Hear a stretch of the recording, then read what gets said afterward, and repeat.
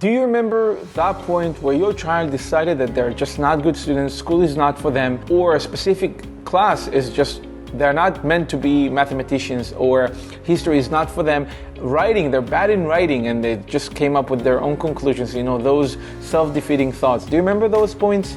Could be in middle school, could be even in, end of elementary school. They decided that they are students who are good at, gym, and their most preferred time of the day is recess, right? Now, why am I asking this question? Okay, all of my students have gone through a series of, I would say, difficulties and some success in school as students. There was a breaking point. There was one point in their lifetime as students where they decided that that's it, it's just not working for them. When we delve at the point, the breaking point I call it, what happened there? What have led to that point? We realize it's always the same conclusion. They just don't know how to study. No one has ever taught them how to study for tests, how to review their notes, how to organize themselves. They just don't know it. And we schools rely on some kind of false assumption that kids are going to pick up on those skills by themselves.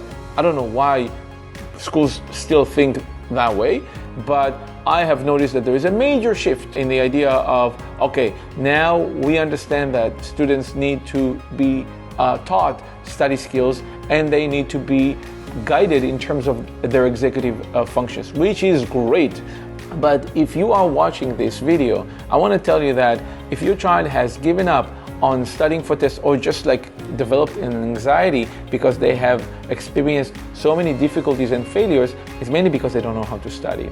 Now, in order for the study session to be effective, which means that when the day after, when they get to the test, they remember, or a week after, when they study again, they don't have to put too much effort in retrieving the information. That's where the review session is effective, is successful. So how to get there is by incorporating 4 different ways of learning, right? There is the visual, there is the audio, there is the verbal, and there is the kinesthetic. Now, a lot has been said about learning style. Is it really helpful? It's not helpful. I want to tell you one thing, that if your child knows their learning style and they start with it, but they don't end with it, they incorporate the other 3 learning ways, right? So let's say, for example, if your child is verbal, they talk, and when they talk, they can explain things. You can get so much out of them, right? When they sit with someone and they discuss the material and they review the material together, they get more motivated. That's good. That's the point where we want to use their learning process. But that's the mistake that a lot of teachers and parents make. They assume that, okay, my child is having fun now, learning, that's it. No, you cannot stop there. You need to incorporate the other 3 ways of learning. They need to go through the visual, they need to go through the auditory, and they need to go through the kinesthetic, moving or touching. If they don't incorporate these 4 ways of learning, chances that they will not be able to retrieve the information later on.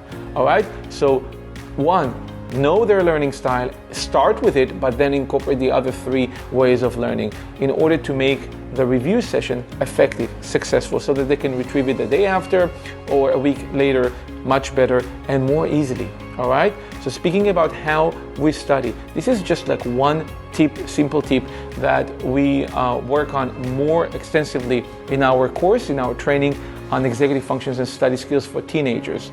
If you feel that this is something that is relevant to you and your child, I invite you to click on the link right below so that we can learn more about your situation and how we can help. All right? Take care.